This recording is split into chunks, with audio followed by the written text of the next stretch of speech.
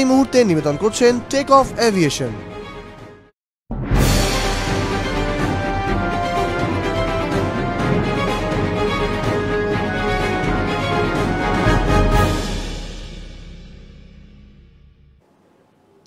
নমস্কার, আরোহী নিউজ লাইভে আপনাদের সকলকে স্বাগত জানাই। আপনাদের সঙ্গে আমি রয়েছি মাসুমা। শুরু করছি নিউজ এই মুহূর্তে। আর শুরুতেই নজর রাখবো যে খবরের দিকে। শুভেন্দু অধিকারীকে নিয়ে রাজনৈতিক জল্পনা তুঙ্গে, তারই মধ্যে মন্ত্রিত্ব থেকে পদত্যাগ করেছেন তিনি। আজ তমলুক গড়বেতায় সভা রয়েছে শুভেন্দু অধিকারীর। তৃণমূলের বিক্ষুব্ধ নেতা তথা প্রাক্তন মন্ত্রী শুভেন্দু অধিকারীকে নিয়ে রাজনৈতিক চাপানুতো চলছেই।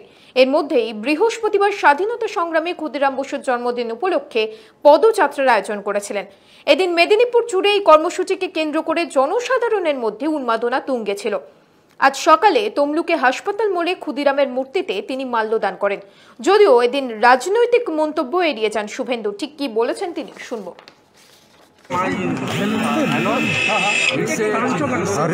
Great constitution always said that for the people, by the people of the people. Always regarding Nandigram movement, I did.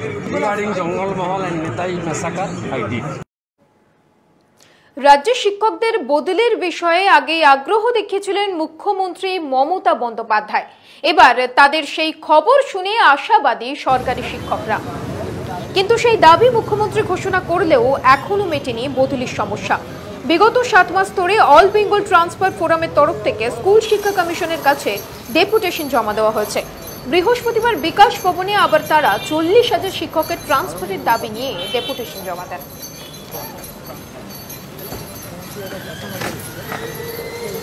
এই রাজ্যের মাননীয় মুখ্যমন্ত্রী গত বছর সরস্বতী পুজোর দিন ঘোষণা করেছিলেন যে দূরবর্তী জেলায় যেসব শিক্ষক শিক্ষিকা আছে তাদেরকে তাদের বাড়ির কাছাকাছি বদলি দেওয়ার উদ্যোগ নেওয়া হবে।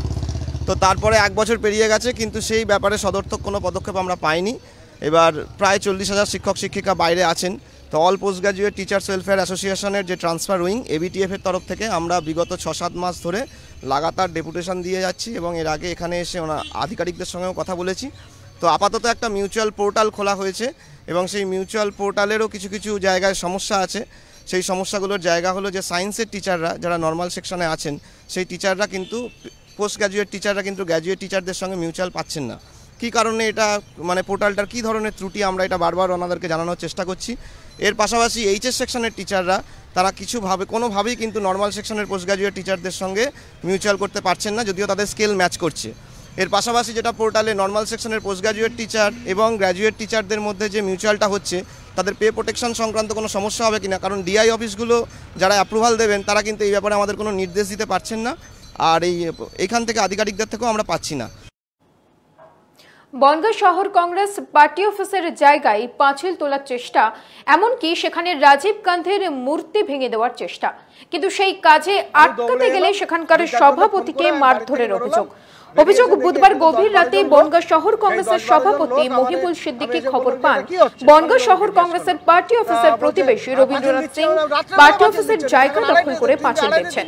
তিনি ঘটনার খবর শুনে ঘটনাস্থলে পৌঁছে বাধা দিতে গেলে শহর কংগ্রেসের সভাপতি মহিবুল সিদ্দিকীকে মারধর করা হয় এবং তার সামনে রাজীব গান্ধীর মূর্তি ভাঙার চেষ্টা করা হয় বলে অভিযোগ। এসে তারা আমাকে খুব মারধর করলো। গণেশবাবু বললো রাজীব গান্ধীর মূর্তি ভেঙে ফেল। জনা 15-20 এসে আমাদের সেই প্রাচীর ভেঙে দেয়, গায়ের জোরে ভেঙে দেয় এবং আমাদের ধাক্কাধাক্কি করে। আমি দৌড়ে এলাম। আর মাত্র কয়েক ঘন্টার অপেক্ষা, তারপরেই খুলতে চলেছে মাঝেরহাট ব্রিজ। দীর্ঘ প্রতীক্ষার অবসান হলো অবশেষে। শেষ মুহূর্তের প্রস্তুতি আপাতত তুঙ্গে। নাম বদলে হচ্ছে জয় হিন্দ ব্রিজ। উদ্বোধন করলেন মুখ্যমন্ত্রী মমতা বন্দ্যোপাধ্যায়। প্রসঙ্গত 2018 সালে এই ব্রিজের একাংশ ভেঙে পড়ে যায়।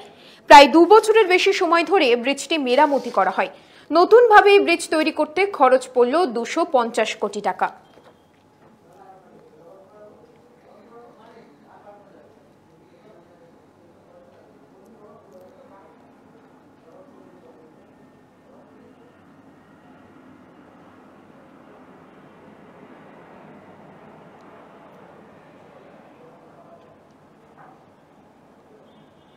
গরু পাচার কাণ্ডে এবার তদন্তে সিবিআই। যেমনটা জানা যাচ্ছে, বেশ কিছু বিএসএফ কর্মীর বাড়িতে তল্লাশি চালানো হবে এবং তল্লাশি চালাবে কেন্দ্রীয় গোয়েন্দা সংস্থার আধিকারিকরা। সূত্রের খবর, বিএসএফ কমান্ড্যান্ট সতীশ কুমার সিবিআইকে জেরায় জানিয়েছিলেন গরু পাচার কাণ্ডে বিএসএফ, কাস্টমস এবং রাজ্য পুলিশের একাধিক আধিকারিকরা যুক্ত। সেই সূত্র ধরেই এদিন তল্লাশি শুরু করেছে কেন্দ্রীয় গোয়েন্দা সংস্থার অফিসাররা।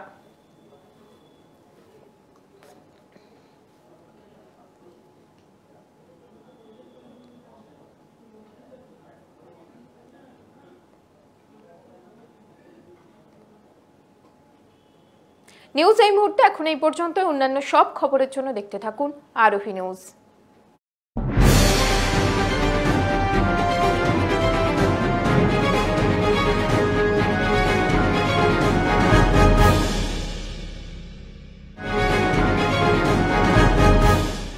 নিউজ এই মুহূর্তে নিবেদন করলেন টেক অফ এভিয়েশন।